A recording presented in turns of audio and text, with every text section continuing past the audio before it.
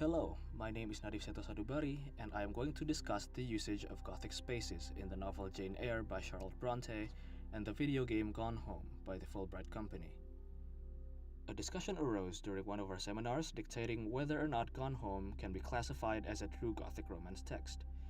It was argued that when compared to Jane Eyre, which itself has all the tropes and components of a Gothic romance sewed into its seams, Gone Home is a completely different entity altogether, barring the fact that it's a vastly distinctive form of media, though not without its own fair share of similarities.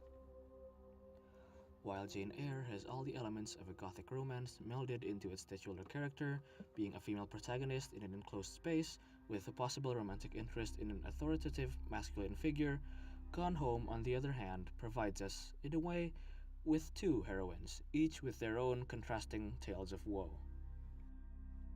Katie Greenbrier is an essentially silent, voiceless protagonist, only having a smattering of commentary presented through text while interacting with certain items. Katie functionally serves as the vessel, or the avatar, for us, the player.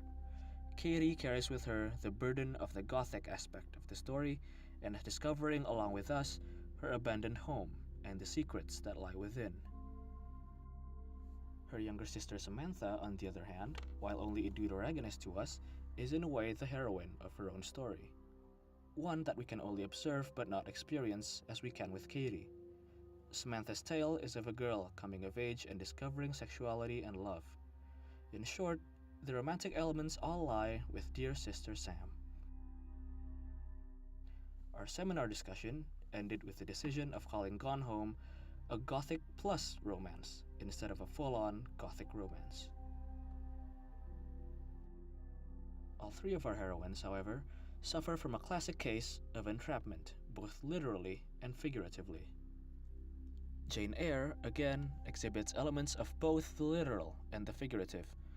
The literal being her experiences having to live in enclosed spaces such as Gateshead Hall in her childhood, Lowood during her upbringing, and Thornfield, in which she is symbolically trapped by the oppression of various authoritative figures, respectively her Aunt Reed and cousins, Mr. Brocklehurst, and finally, Edward Rochester. While Katie finds herself in an unfamiliar and eerie location of her family's deserted home, Sam also suffers entrapment in said house, but in a completely different way, namely the oppression of her parents' conservative values.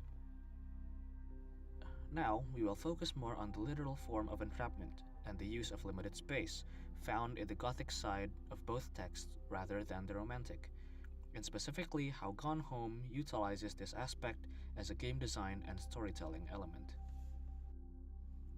In his chapter on the Gothic in video games, Frelick quotes Baldic, who suggests that a Gothic text is defined by a fearful sense of inheritance in time, with a claustrophobic sense of enclosure in space.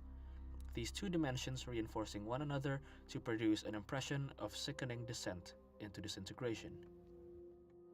Frelick expands on the usage of Gothic spaces in games, saying, "The hemming in of the character ensures the game's cohesion and dictates the pace of the gameplay. But in Gothic video games, and particularly so in survival horror, this technical limitation acquires an additional aspect.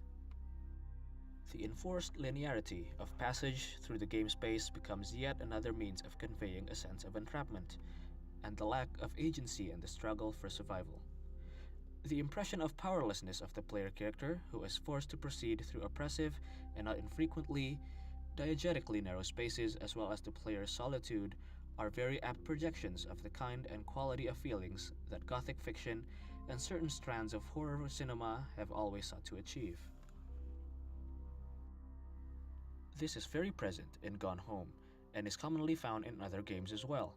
The looming sense of claustrophobia is a familiar trope in the survival horror genre, found in games such as Amnesia: The Dark Descent or the Resident Evil franchise. Games such as these, Gone Home included, uses this element along with tense atmospheric ambience of sound as well as silence. The building of atmosphere is definitely a strength found in video games, wherein more traditional media like Jane Eyre could solely rely on words and the reader's imagination, which arguably could be a positive, as sometimes the worst horror could only be conjured by our own mind. While the previous examples lean heavily toward the horror genre, Gone Home uses the thunder, lightning, and creaky floors merely to set a tone and elicit a falser sense of horror.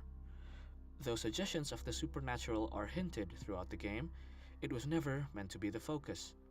The true story lies with the budding feelings between Sam and Lonnie. In conclusion, both Gothic romance, or rather, one Gothic romance and one Gothic plus romance text, utilize Gothic space in two differing methods. One to elicit an individual's feeling of both love and horror under one roof, while the other sets a tone of fear for one while observing the romantic tale of another.